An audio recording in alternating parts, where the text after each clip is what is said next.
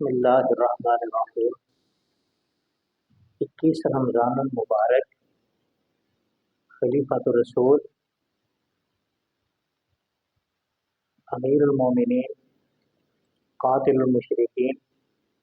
خلیفہ چہارم برحق آخر رسول زوج بطول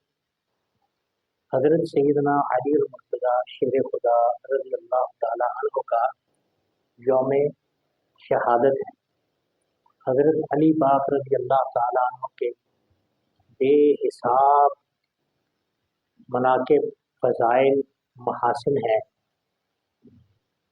خیبر کی طرف روانہ فرماتے ہوئے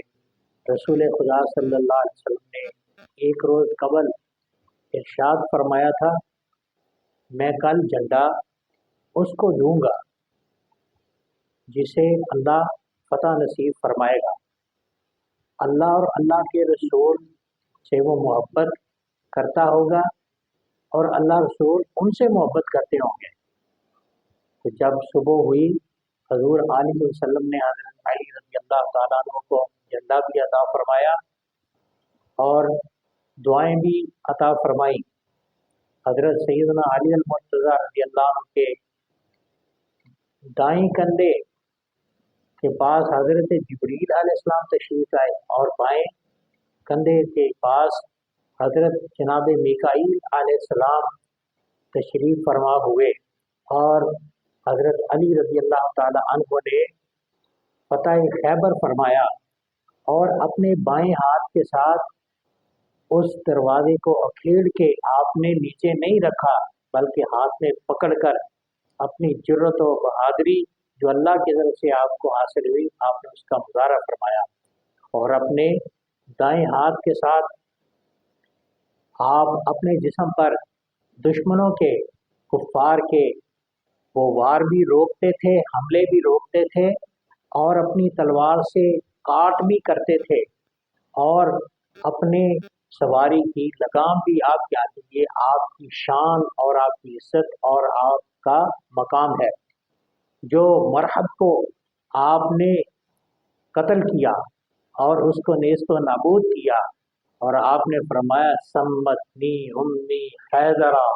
میری ماں نے میرا نام حیدر رکھا ہے، شیر رکھا ہے، کرار رکھا ہے، جو بار بار دشمن پر حملہ کر کے اسے کاٹ کے رکھ دیتا ہے۔ حضرت علی رضی اللہ تعالی عنہ جب آپ مسجد میں تشریف لائے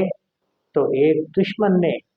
چھپا ہوا خنجر نکال کر آپ کے اوپر حملہ کیا، اور آپ کی داڑھی شریف خون سے بھر گئی۔ حضرت سیدنا علی المرتضیٰ رضی اللہ عنہ نے جب اپنی داڑھی شریف رنگین دیکھی خون سے، تو آپ نے یہ کلمات فرمائے، فزت برب الکعبہ، کعبے کے رب کی قسم آج میں کامیاب ہو گیا۔ تو یہ نبی کریم علیہ السلام نے فرمایا تھا، علی تو اس وقت اس دنیا سے رخصت ہوگا، اس دنیا کو خیر آباد کرے گا جب تیری داڑھی خون سے رنگین ہوگی۔ حضرت سیدنا علی المرتضیٰ رضی اللہ عنہ کی زندگی اور آپ کی خلافت یہ اسلام کے لیے سنہری باب ہے، جسے قیامت تک یاد رکھا جائے۔